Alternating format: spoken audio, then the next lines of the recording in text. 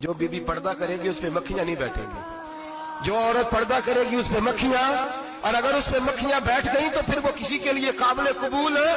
और अगर पर्दे में छुपी रही तो भाई कीमती चीजों को गुलाब चढ़ते हैं। किसी ने कभी केमिस्ट्री गुलाब पे नहीं छुपाई, फिजिक्स नहीं छुपाई, कभी किसी शायर अदीब ने अपना लिखा हुआ शायरी का कलाम नहीं छुपाया। गुलाब जब भी चढ़ता है कुरान पाक को ही चढ़ता है। मेरे भाई करोड़ों और अरबों और खरबों का मकान बना के लोग उसको गुलाब नहीं चढ़ाते। गुलाब जब भी चढ़ता है बैतुल्लाह को ही चढ़ता है। जो चीज कीमती होती है वो गुलाब पे होती है।